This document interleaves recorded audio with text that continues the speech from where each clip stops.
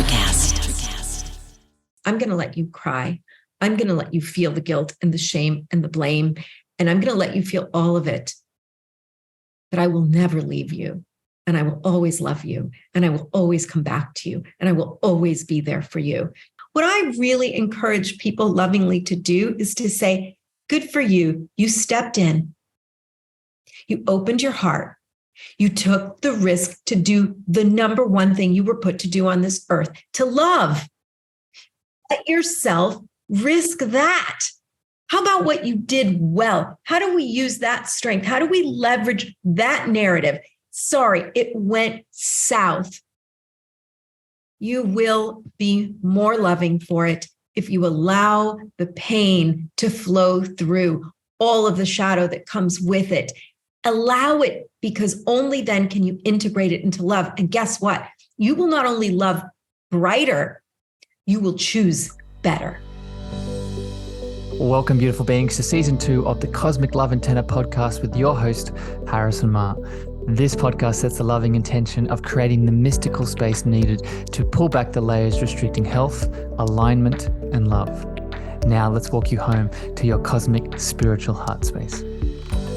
Good evening, morning, afternoon, beautiful beings. Welcome back to the show. Welcome back to another spiritual loving conversation here on the Cosmic Love Antenna with your host Harrison and a beautiful friend, guest, and loving heart today to talk about a topic that is deep spiritual and all of the mystical loving components that you look for on this program, on this show, and a little bit extra on top.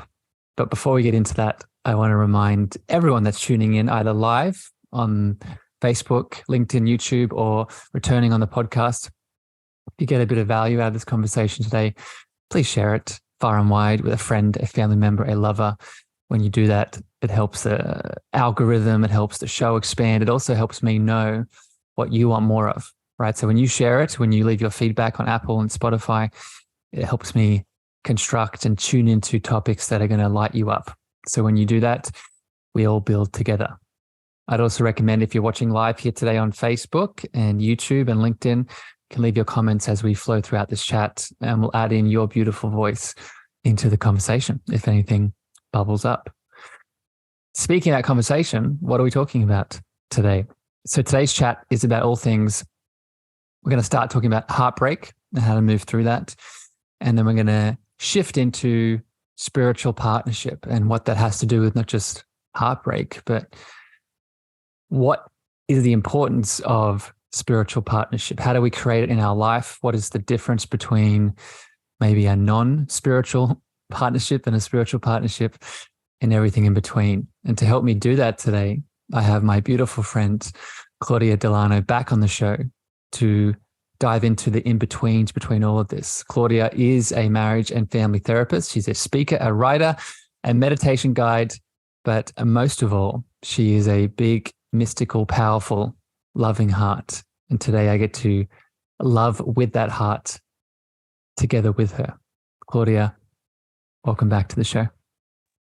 Oh, thank you for having me. I'm always honored to get to share any time and space with you and talk about this really important topic, because it is a rite of passage in our lifetime to deal with our heartbreak. And as you talk to your viewers about building through their feedback, I think such a parallel to building ourselves and our love lives through our heartbreak and our spiritual connection to our partners. So I'm ready for you.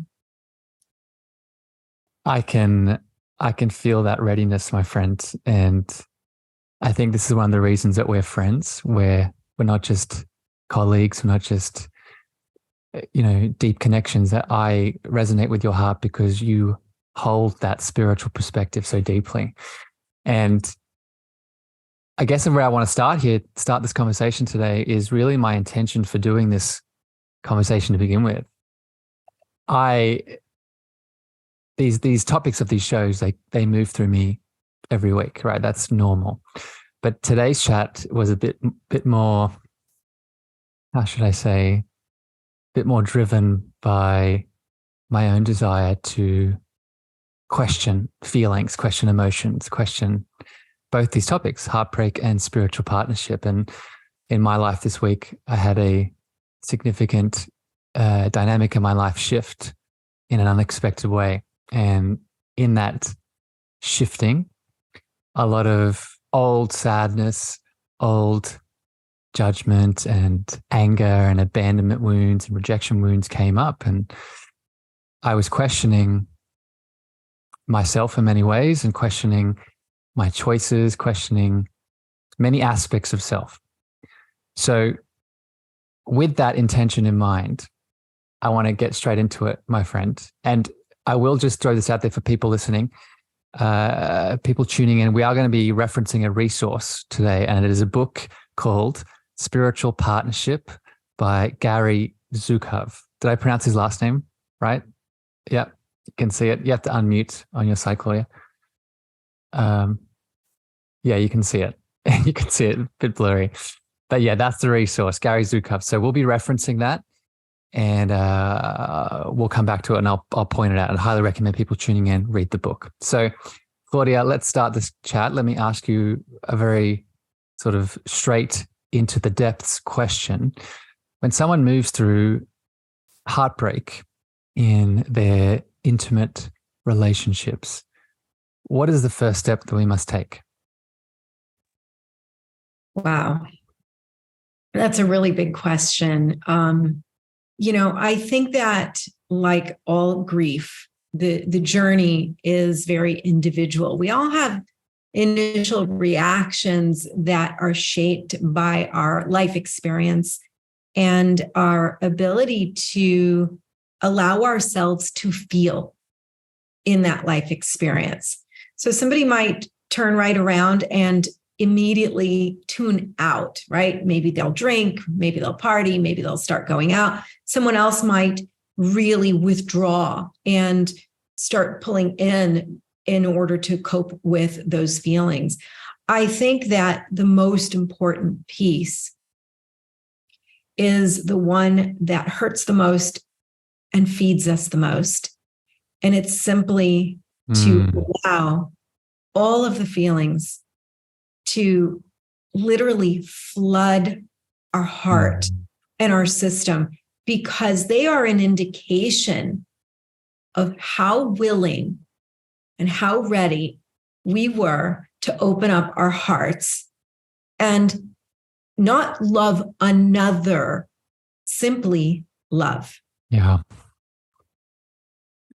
So that first step of feeling all the feelings, I think everyone tuning in, myself included, will have some understanding around, right? And I want to welcome Sarah, Josephine, Darlene in the Facebook chat. I see all your beautiful love already coming in. I think we can all relate to that, the feeling all the feelings. And what it brings to mind, Claudia, and this is another question I want to ask you, is heartbreak the right word? Because when I think of heartbreak, I go straight to broken, right? I think I'm broken. This thing that's happened, this choice that either I have made or the other person has made, that has instigated, stimulated these feelings to move through me. In my case, sadness, anger, judgment, rejection, abandonment.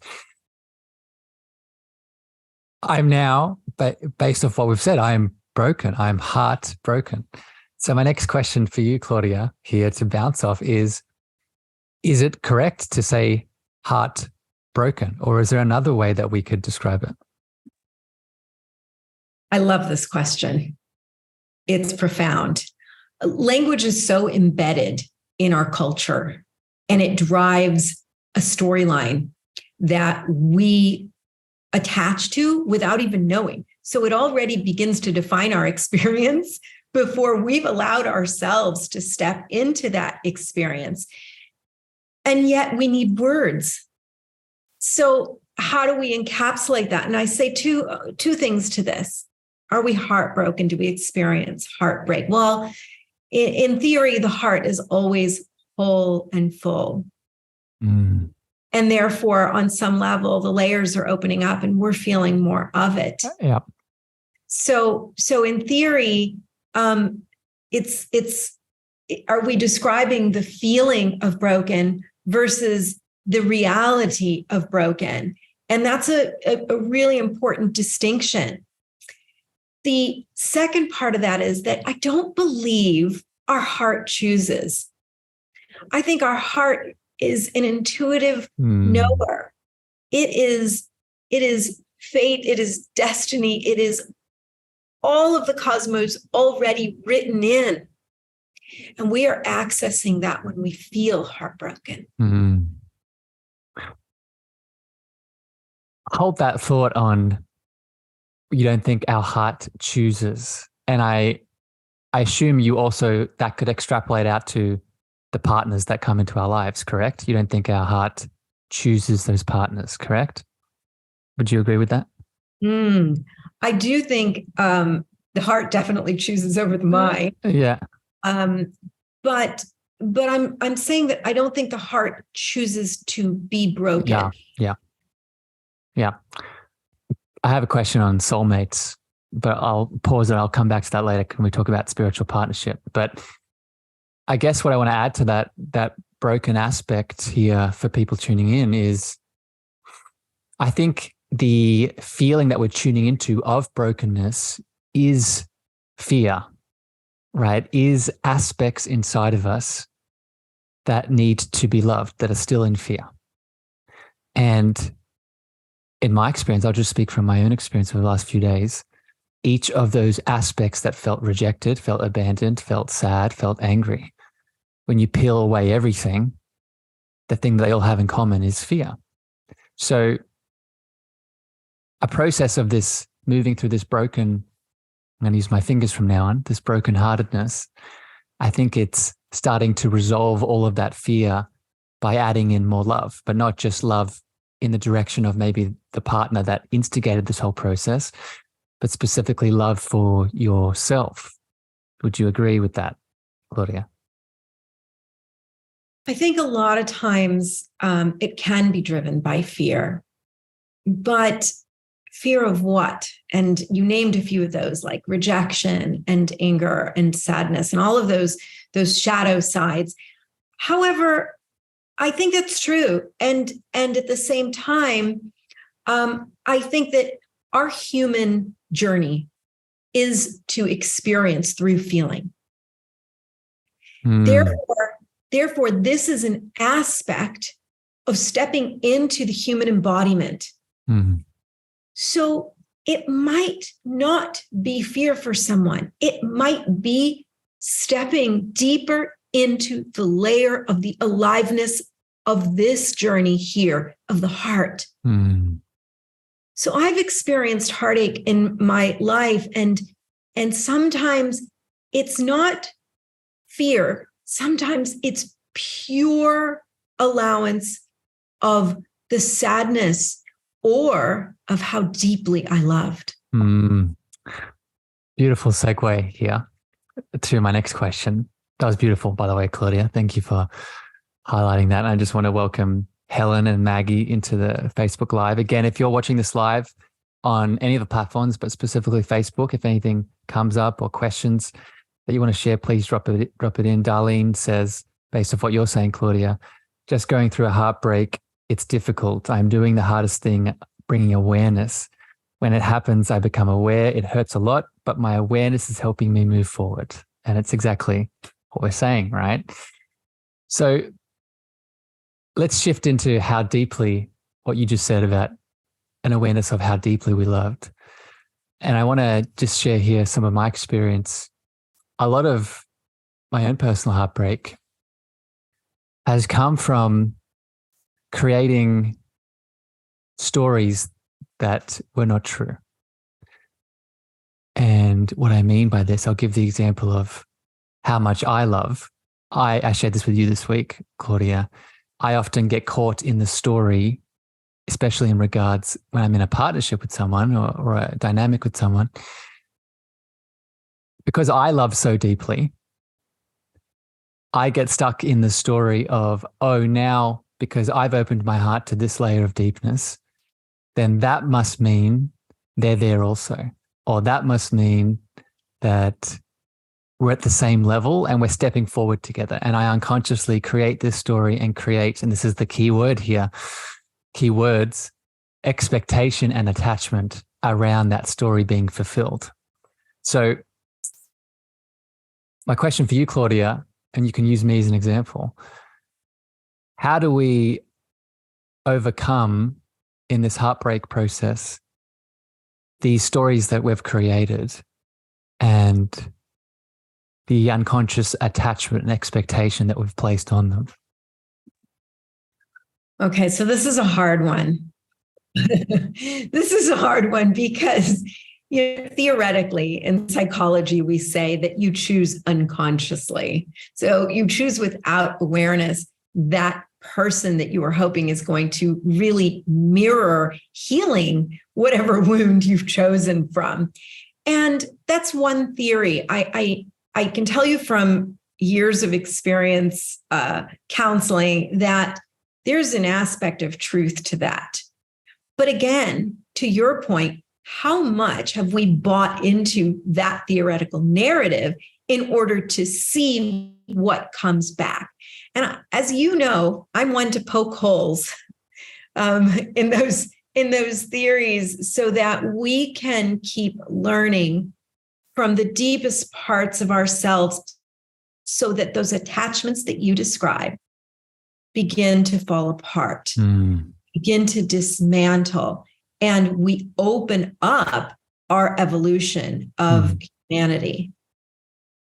So to your point, clarify for me, because I'm losing my thought here. No, I think you're highlighting it beautifully. So if I was to add to what you're saying, it sounds like there needs to be some work done on those attachments, on those expectations, and asking ourselves, as an example, where did they first begin, right? Is there an inner child link here, right? Is there a parental lesson link here? Is there, so it's, this is how I would answer that same question if it was mirrored back to me.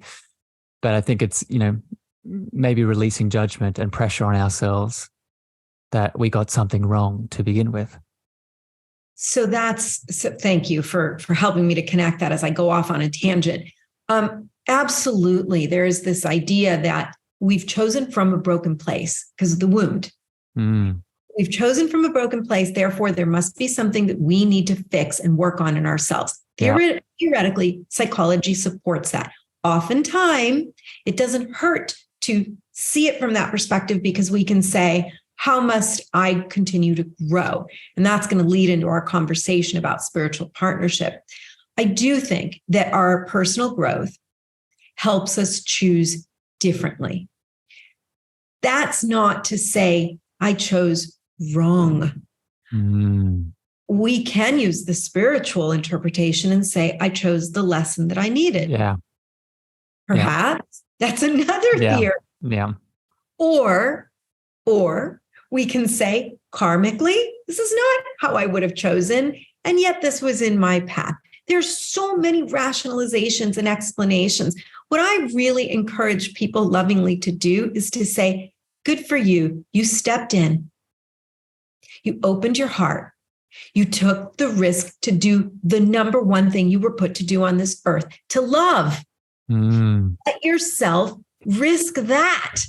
How about what you did well? How do we use that strength? How do we leverage that narrative? Sorry, it went south. You will be more loving for it if you allow the pain to flow through, all of the shadow that comes with it. Allow it, because only then can you integrate it into love. And guess what? You will not only love brighter, you will choose better. Let's let that sit for a second. That was beautiful, Claudia. We could end the chat right there, but we're going to go much deeper. But that was profound, and I just want to pull out what you said.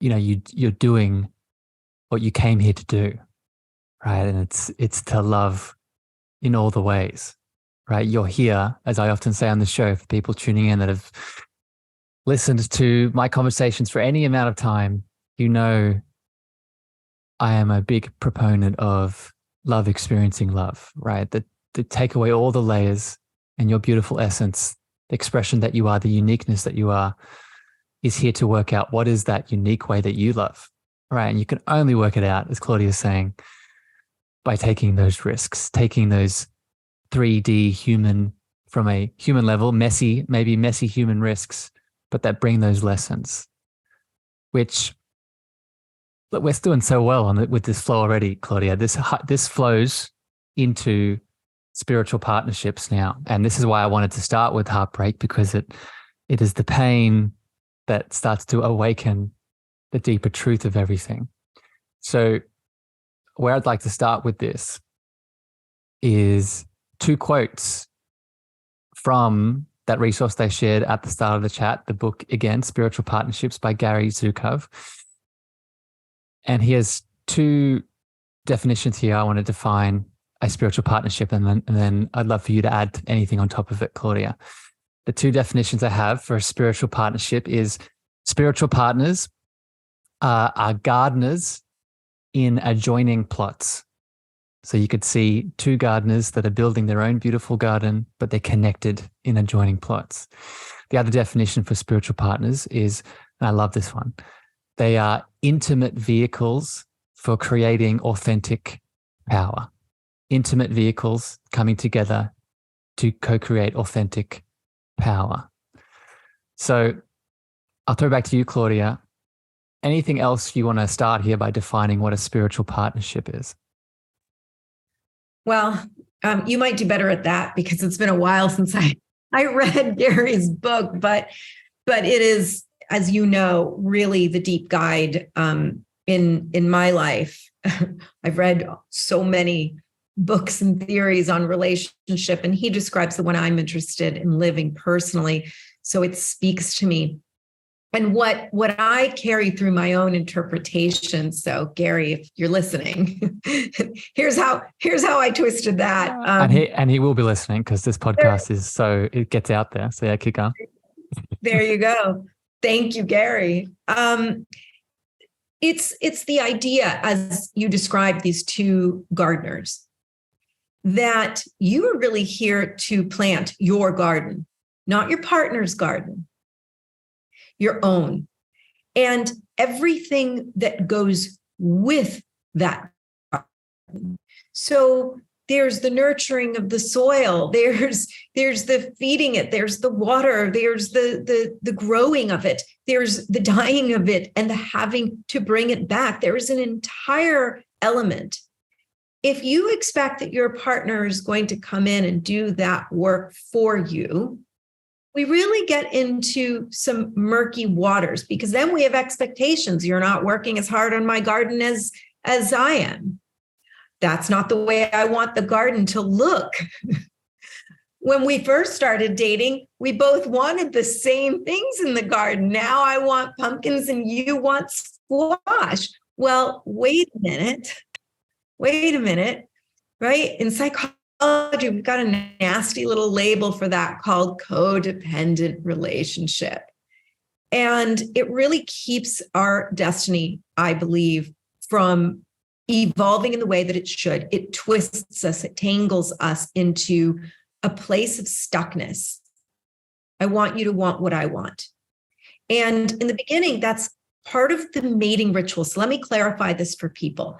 Part of the reason when we first meet, there's a huge amount of excitement. All of neuroscience is out there telling us about all of the neurochemicals going on. That's wonderful. But it's also biological. We have to find the commonalities in order to develop attraction. And that's a beautiful thing. But we have not glamorized or romanticized through our stories and our films that it is incredibly romantic to then realize you didn't like vanilla so much. You're more of a chocolate fan, and I'm more of a vanilla fan. And how hot is that? Because now I get to grow, stretch, because now you are in your authentic power. You are telling me exactly who you are. I have to come from that deepest part inside myself and figure out, wait a minute, I loved you when I met you. What happened to that? Now let me love into that, because it means that when you wake me up, I have to deeply love myself with strength, because now I cannot tolerate your difference. I can love your difference. Yeah. That's authentic power. And I love it. That's I think the first step here to differentiate, I don't know what you would call, but let's say a non-spiritual partnership or an old-fashioned partnership, and this new paradigm is the shifting from that my partner did this to me to my partner is on their own spiritual journey that we're walking with together individually on our own spiritual journey, and their actions are letting me see my own shadows that I can then walk into. And I want to add another little definition here for people that are starting to learn to distinguish here between maybe this old, and Gary in the book defines it as a relationship that's based off the old five senses, the human five senses, and a spiritual partnership which is based on multi-sensory awareness, right? When we start to have intuition and bringing in our clear senses, right? So an old partnership based off our human five senses would be connected to a partnership that is, and this is so key here, a partnership that is circling around safety, security, and survival, right? So if that partnership's main role is to support that for you, it's an old type of partnership. And then we shift into a spiritual partnership where we move beyond that, because we know from a spiritual lens, safety, security, and support, no one gives us that. Our partner isn't responsible for that. That is our role. That is our fulfillment. That is our need to meet. So we shift into a multisensory spiritual partnership. And this is defined as not just co-creating authentic power, as you just talked about, but living a life the heart wants to live. So anything you want to add to that, Claudia, that I missed? No, I think what you said is really apropos. It's in simple terms, the difference between I need you and I want to grow with you. So oftentimes our fear comes out of loneliness, and that I want to normalize for people. Yeah. If you feel judged by friends because someone has said to you, you don't know how to be alone, please stop this narrative. We weren't meant to be alone. It's good to know how to be alone, especially in this world, in this culture where we are extremely isolated. We are not living in the communities that we hear of in our past. That said, it doesn't mean that it's wrong to want to be alone, or that it's wrong to be afraid to be alone. The idea is to be able to garner relationships that help you to find your growth. And when we talk about multidimensionality, that means that you can honor someone's spiritual path or their path. So let me give you a real life example. In my life, and Harrison, you know this, I have a very deep spiritual life, and it's compounded by many different things, whether it's my meditation or the yoga or my readings or whatever it is, because it's embedded in so many aspects of my life.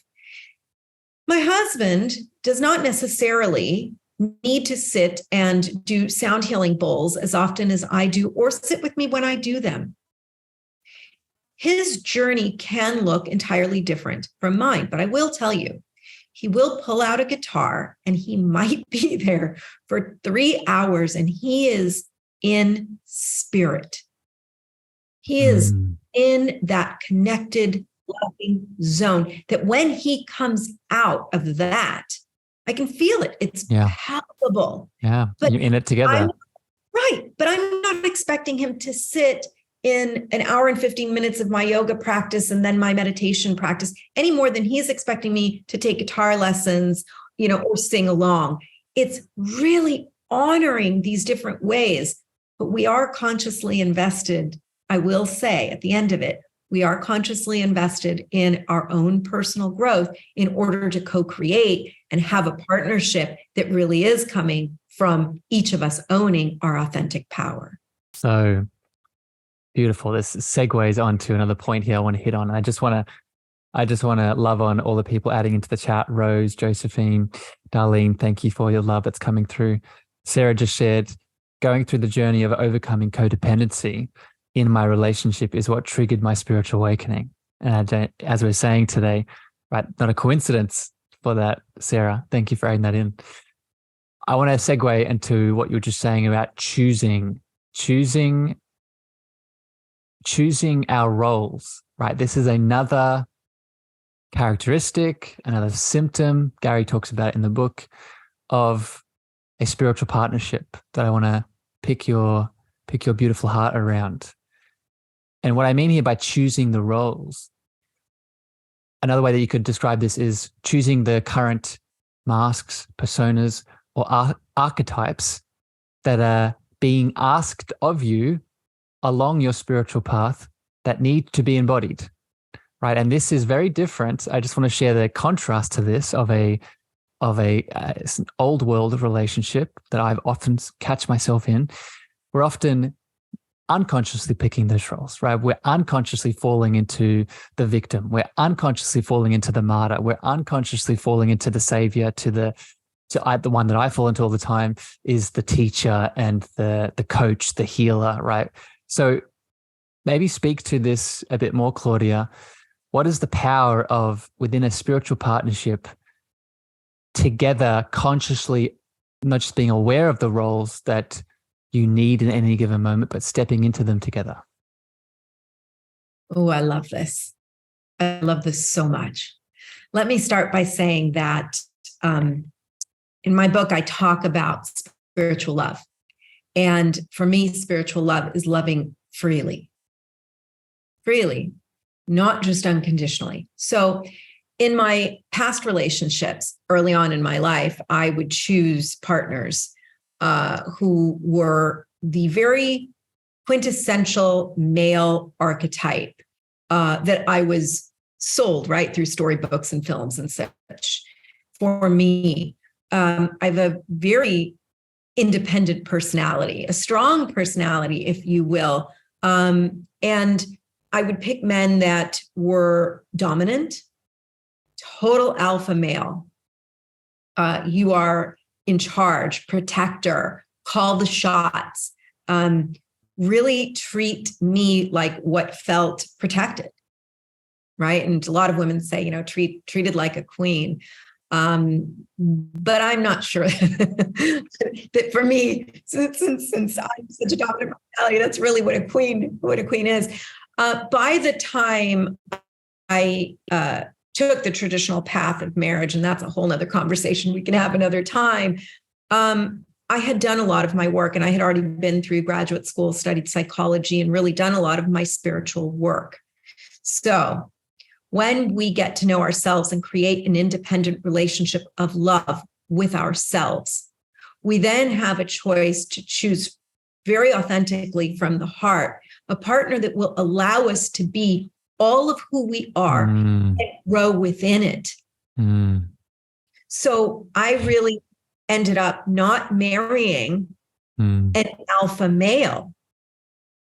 And that's really fascinating because it was my pattern. So when people tell you out there, whatever, work you do and you leave your partner, you're going to have to redo again in the next one. No, if you do the loving work with yourself, you can choose a partner that will help you step into a spiritual partnership. Yeah. So lots of goosebumps here today, Claudia.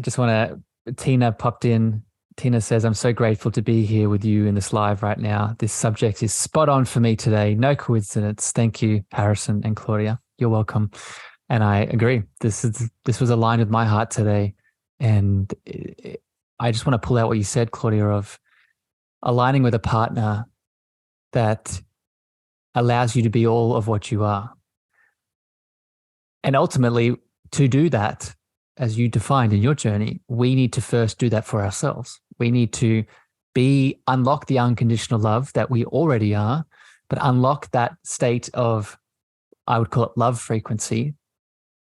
I use the affirmation, I am all that I am, right? The affirmation saying, I love all that I am. So if you're coming from that place, then now a partner attracts into your field that is going to see that in you, right? No matter the mask, no matter the archetype, no matter the persona, that ideally in a spiritual partnership, you are consciously choosing, right? That you are moving through.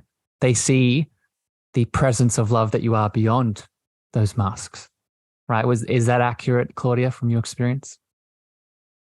I think I wish my husband could be in here to hear what you just said, because he would be laughing because he knows what all my masks are. And he sees right through them. So he's always got a chuckle going on. And I've never felt like he's actually laughing at me. I'll tease him. I'm like, you're laughing at me again. And he's not laughing at me. He's chuckling because he sees through those masks and loves through them the essence, the core of who I am, no matter which mask I've got on. And I will say that the life lessons so far, because I know there are more to come, but the life lesson so far has been that because of that free love, I have gotten to evolve in many ways. I've had many different career transitions. I've worn many masks. And I am really devoted to allowing, when the doors open in my life, to walking through them and seeing what's next for me. And it's absolutely scary because that's where heartbreak lies. If I take the risk, it's not just in romance, it's in the love I set up for myself. If I set that love up in protection and security, and I'm going to be okay, and I need to know that with certainty, then I'm never going to grow. So I get really scared because I'm superhuman and that's my nature. And I get all wired up and I have to call Harrison and say, all right, help me get on this plane because I'm super anxious. Lucy, send me love. I need guidance. I go to my support system. But what I do is I continue to walk through those doors. And maybe next month I'm writing another book, or maybe I'm writing one with you, or maybe I'm no longer going to be a therapist and I'm going to be a painter. The thing about the partnership is he signed up for all of it. So he doesn't get to say, whoa, wait a minute. I thought I married a publicist. How did she turn into who's now a yogi?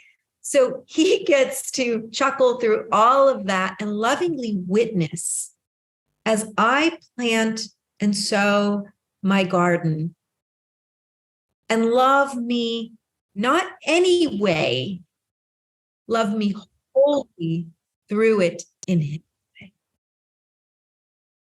It brings up another component of spiritual partnerships. And let's say that he doesn't do that. Let's say that in that shift that Claudia makes in her lifestyle, she puts on a new mask. And this is for everyone listening, right? This is just an example to highlight what another component of spiritual partnerships is.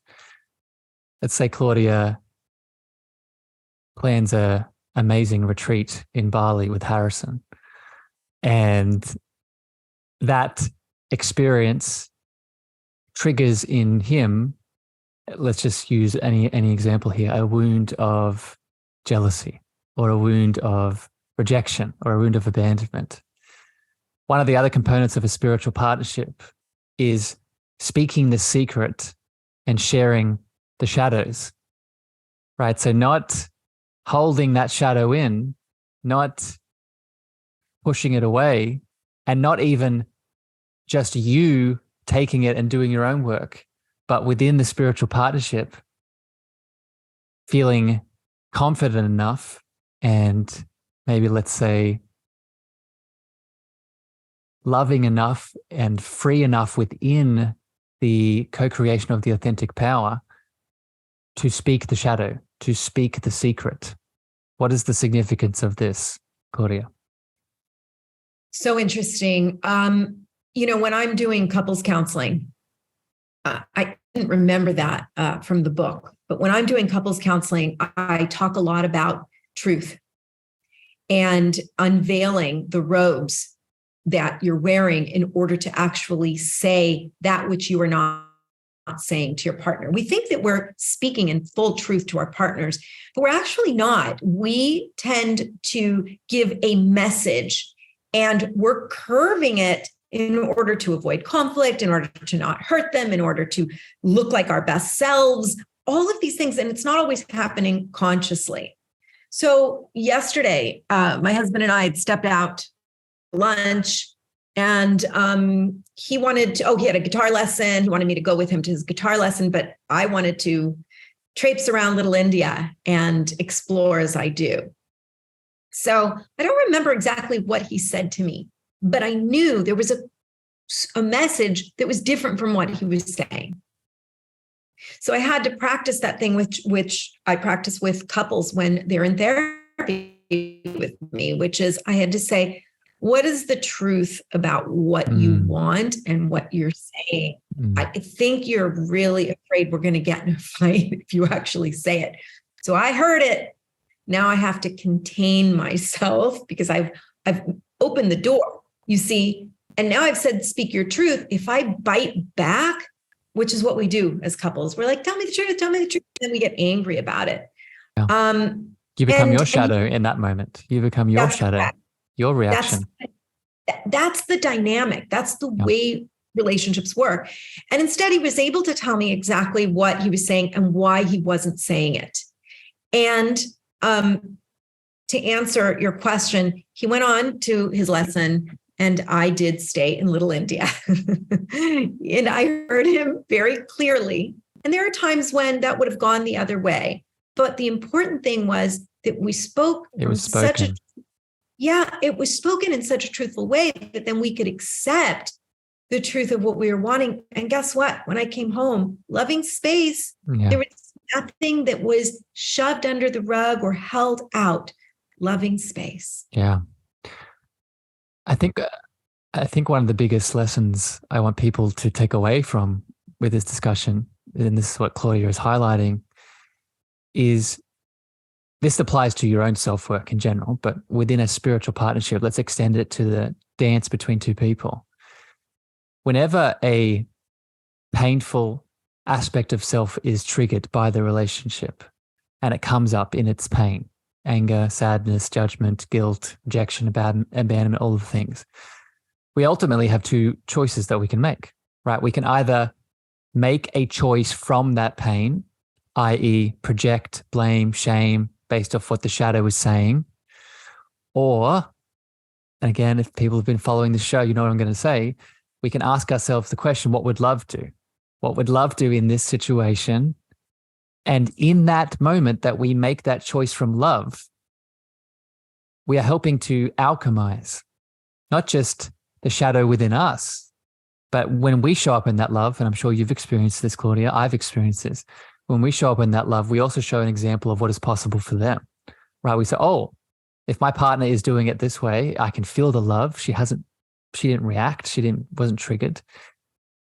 There's a model. There's a reference point. Do you agree, Claudia, with this? Oh, I agree deeply. And I want to say to everyone out there, I screw it up all the time. I definitely don't want to give people the idea that because I've devoted a life to this kind of relationship learning, that it's perfect every time. My shadow creeps all the time. I say things that I don't mean, and I have to retract them. The deal is when you're working on self-awareness from what would love do, which is the best term ever, which I learned from you, Harrison. When I go to that place, I have a couple of things that need to happen. I need to take responsibility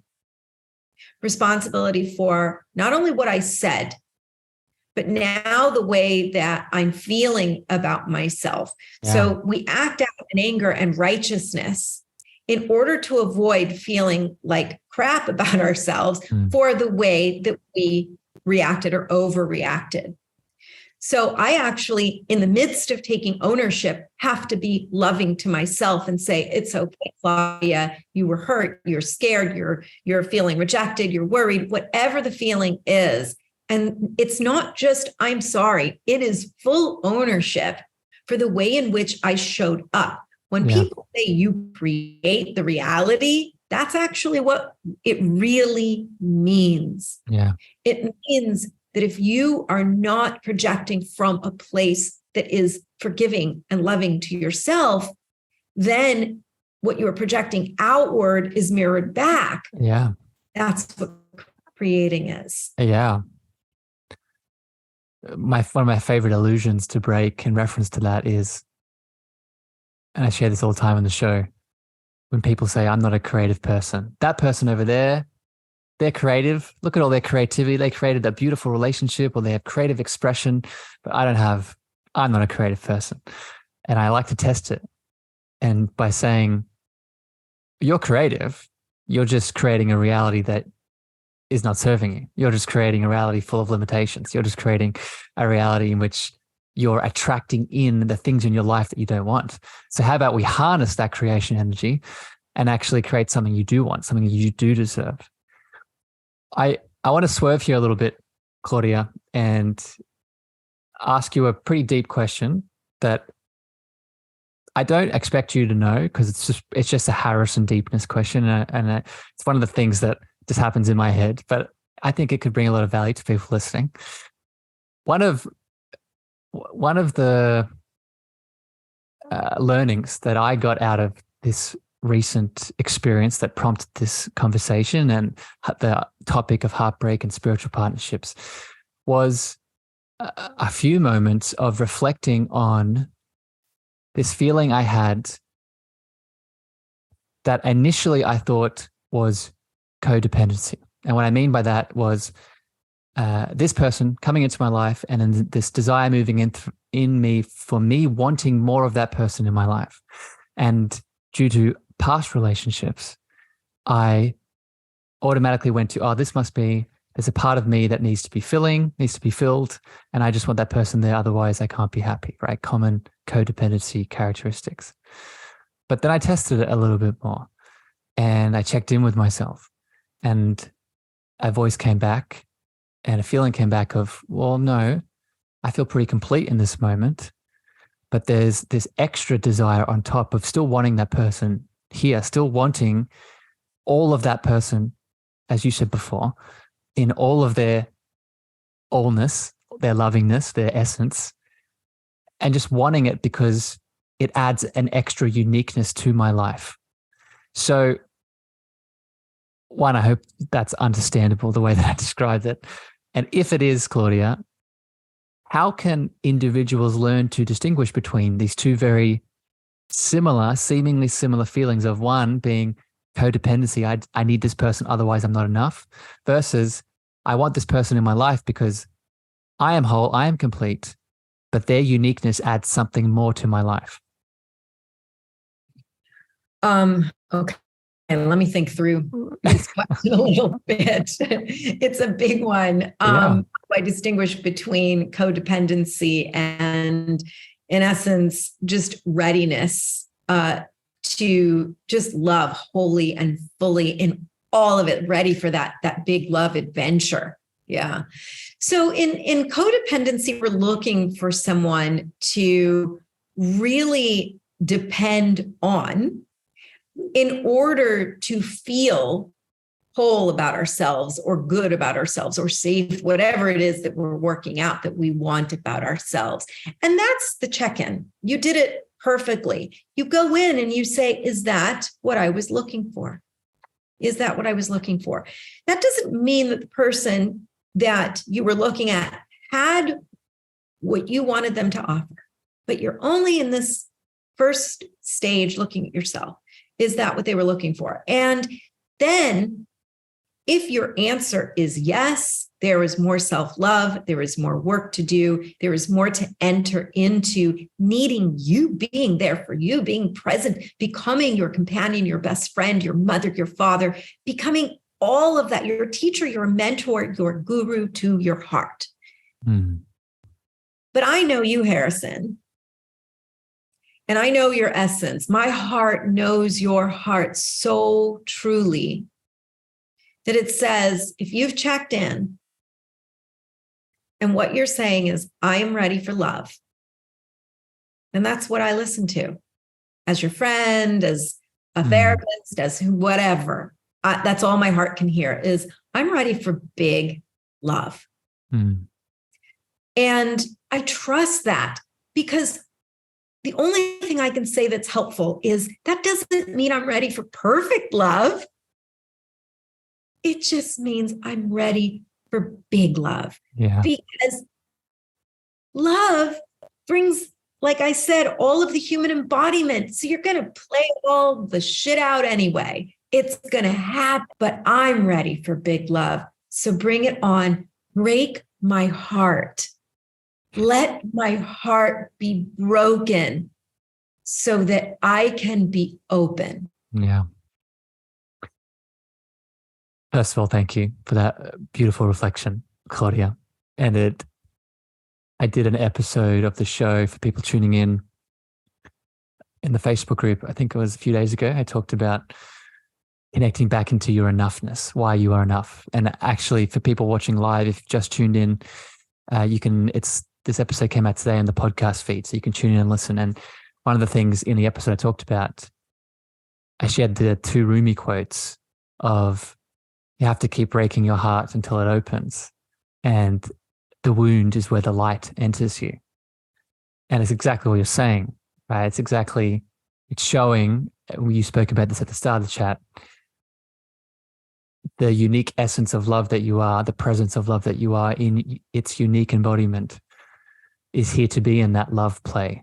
And that love play includes the quote unquote brokenness, the woundedness, the painfulness, and all of the lessons that come with it.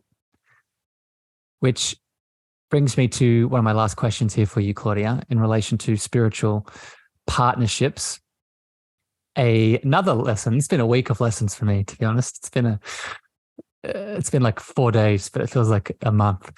Another lesson that's come through is the role of karma in spiritual partnerships. And specifically what I mean is reoccurring unbalanced energy that we have created, in this case, in a relationship dynamic, that now comes back around as the same energy, but with a different face, i.e. a different partner, for you to learn.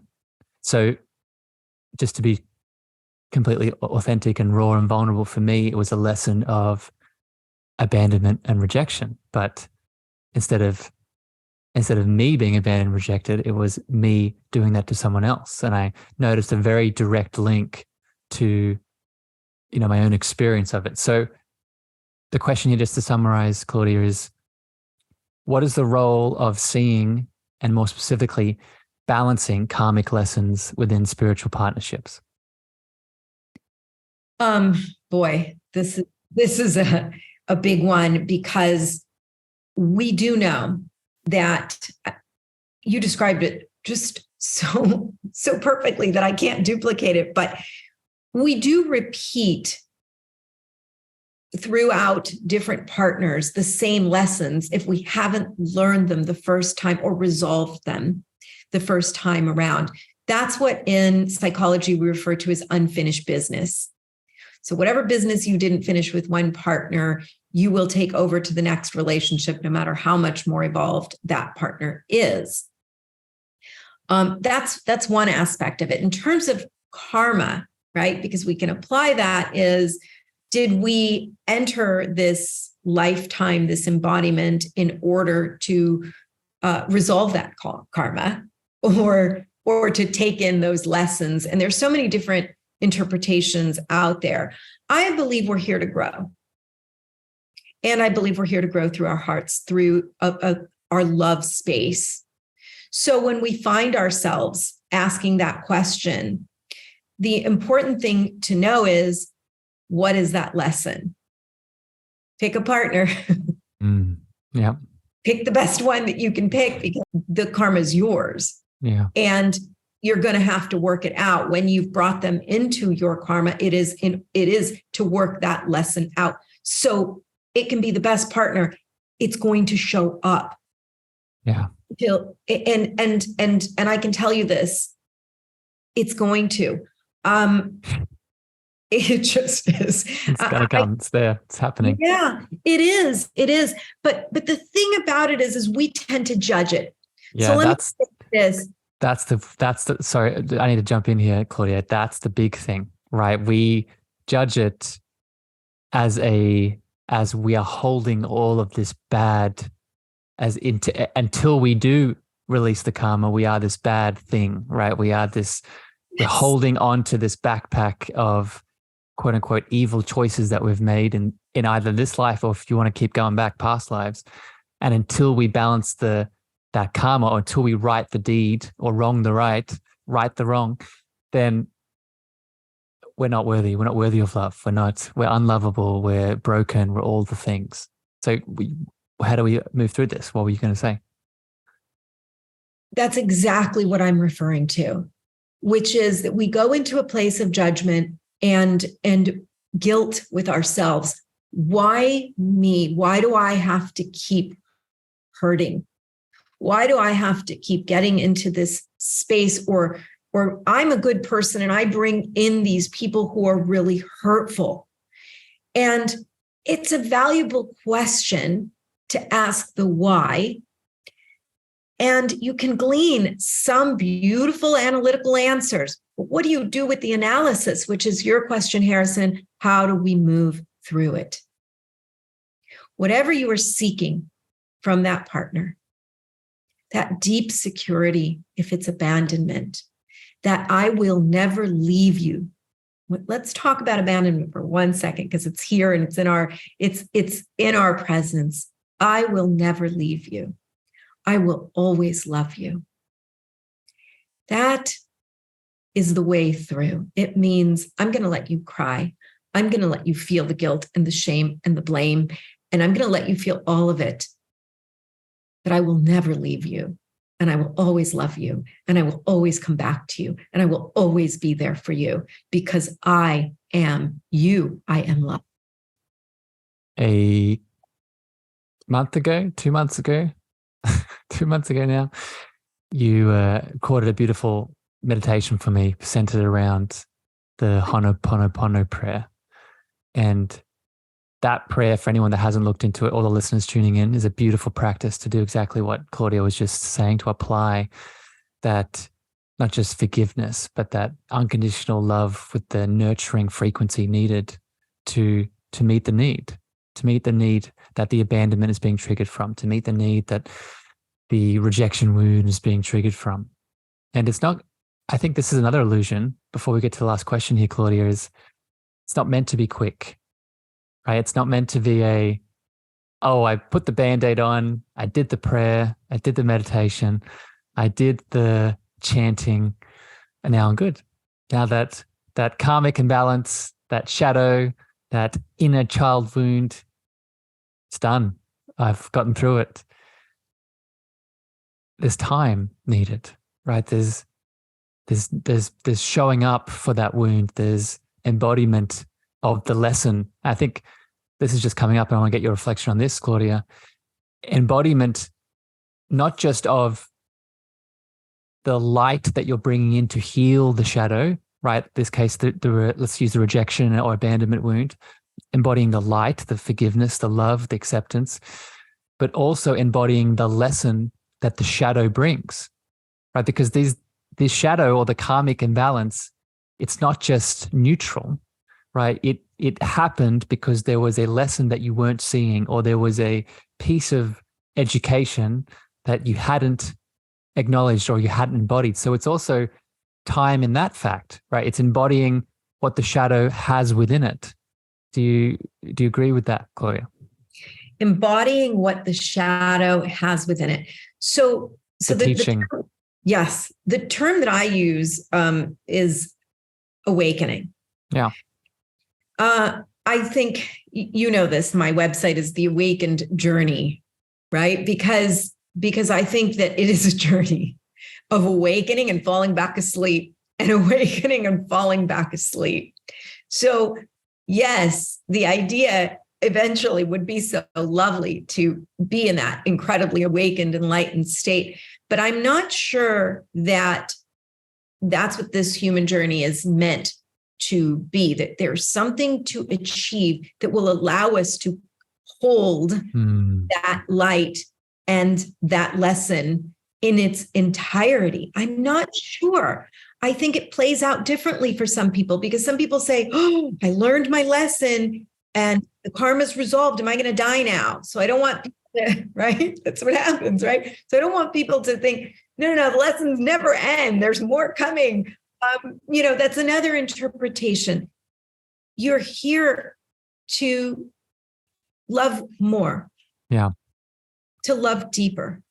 Let the lessons in, because they allow that. And yes, to answer directly your question, do I believe that they are about time? Let me say this, they are timeless. They are timeless. There are lessons and lessons and lessons, awakenings and awakenings and awakenings, because that's the game. That's the game. They are the ones keep us in the game. Yeah. Yeah. It's when we have trouble with the game, we can look for the attachment or the expectation we have to the game finishing, right? What do we think we're going to get when we get to that place of all the lessons complete?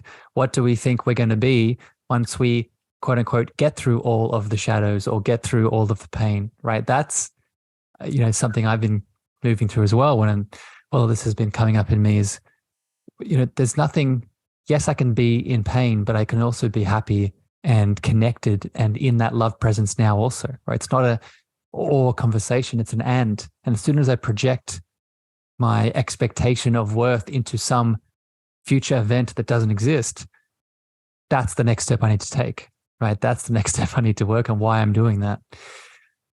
Claudia, I have one last question to wrap up this conversation. And there's been so many comments, beautiful shares in the chat. Thank you on Facebook and LinkedIn and YouTube for adding in your love, Darlene and Sarah, and all the people joining us today. I hope it's brought you value and guidance. The last question I want to throw at you is around something Gary talks about in the book that I wasn't sure I agreed with, and I want to get your interpretation of this. And he was talking about soulmates, this idea of having a soulmate, one soulmate. And you talked about this at the start, right? And I said I'd come back to it. This is me coming back to it. And he says a spiritual partnership, in a spiritual partnership, people don't ask, is this my soulmate? How will I know? They remind themselves, this is my soulmate. How will I relate? So I'm wondering, Claudia, what does that bring up in you? And what are your thoughts on this one soulmate perspective? Yeah, I don't know if he means that there's one soulmate.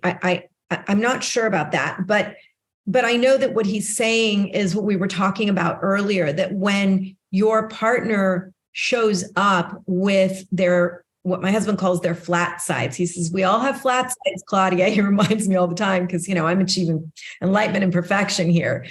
He says, it's our job to relate to that. And I really believe that that's how we do our karmic soul work, our spiritual work, that if we can relate, it means we step outside of ourselves and see our partners wholly through a lens of relating to their feelings, their experience. That is, we talk about things like empathy and validation, and all of those, compassion. That is what I think he's referring to. And And it's the most selfless love that gives us the deepest amount of growth in our partnership. When I am really pissed off and indignant about my point of view and the fact that it is just not being seen, and I have to just rein it in and say, okay, show me you, show me where it hurts. Show me where you're angry. Show me what you mean. And I literally have to shelf my stuff aside so that I can see my partner wholly. Holy cow. It is incredible how much of that thought I had to address. I didn't have to. Yeah. Yeah. As always, Claudia. It does. As always, Claudia, our hearts are aligned. You know, when I read that sentence, people don't ask in spiritual partnerships, is this my soulmate? They remind themselves, how do I relate to them? This is my soulmate. How do I relate? It's really the difference between, you know, if we're asking, is this my soulmate? No matter what's going on, I know that I've asked that question in moments of challenge, of triggers, of wounds. That is me trying to put them in a box of what I expect them to look like, right?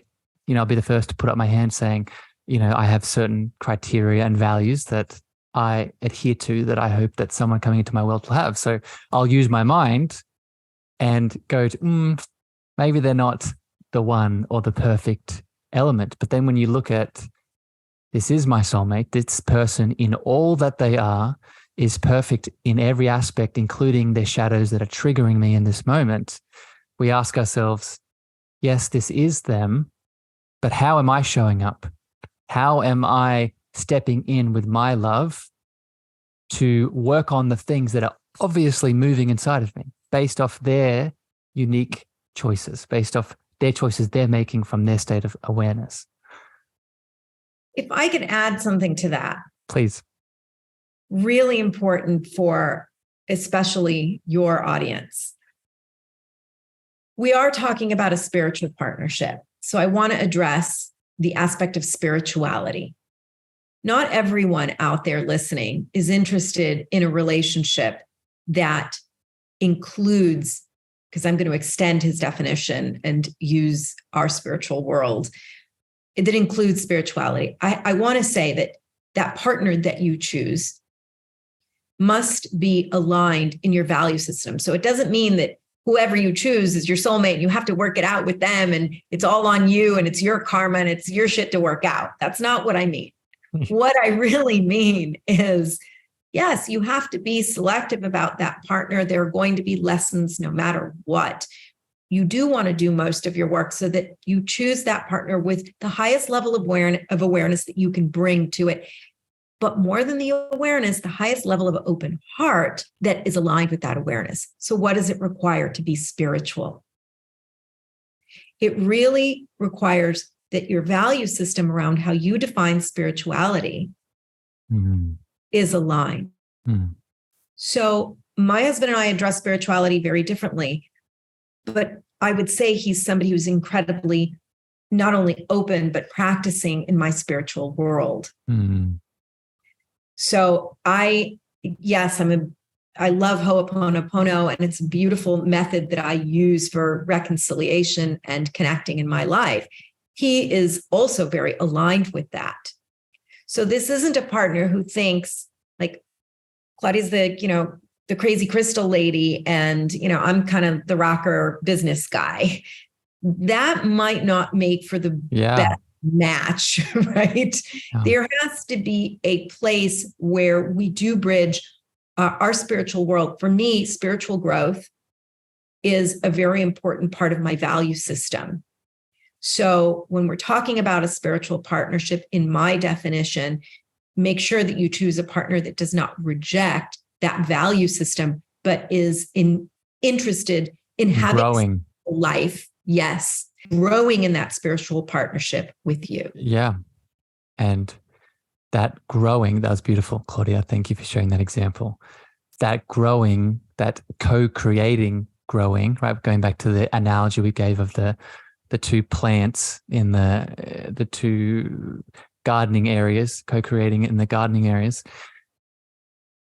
They're coming together, right? They're connected. right? They have their own individual characteristics that have shared soil or shared timber or shared potential seeds, growing in your own unique ways and co-creating something more, right? So, Claudia, I could talk about this all day with you, and we just don't record it. But I'm very happy that you've come on the show today to share this beautiful work that you do in the world and your insights and your love with not just me, but all the beautiful people joining in live and on the podcast.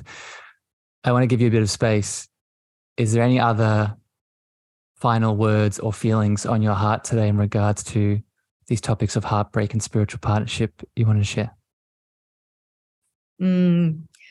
Thank you very much for inviting me to this very intimate conversation.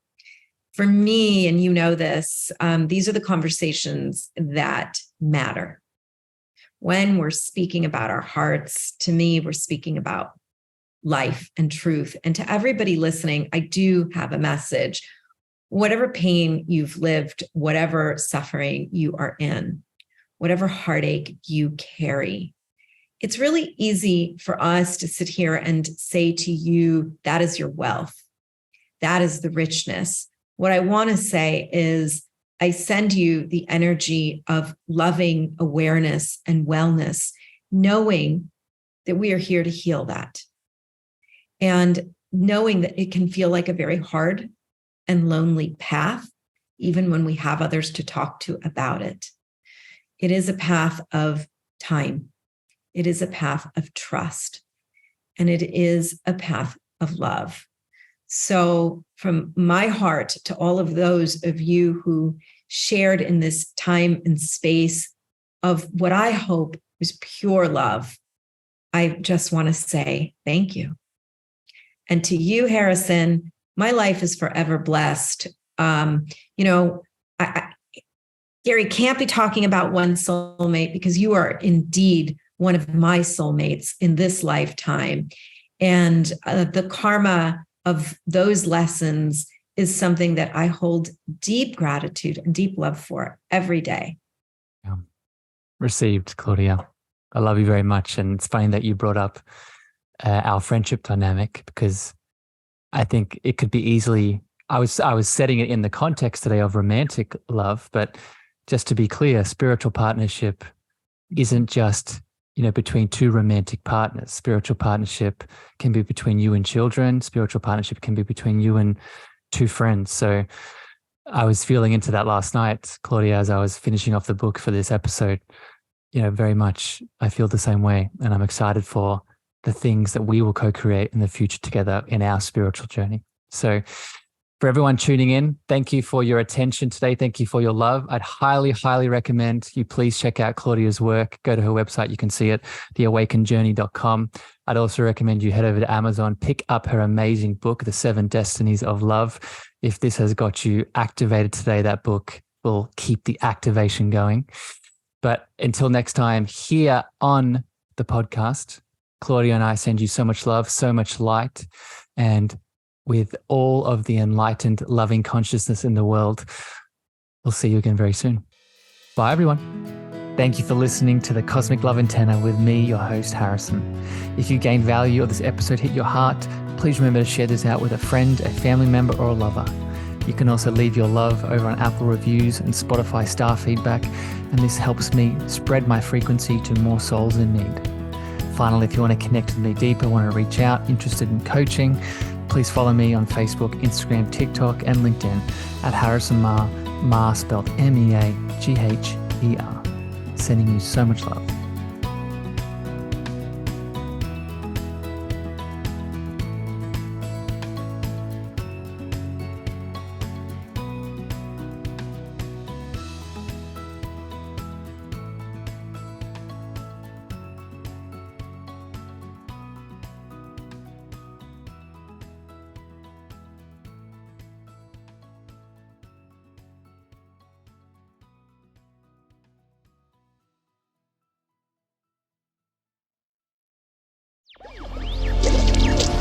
Electric acid.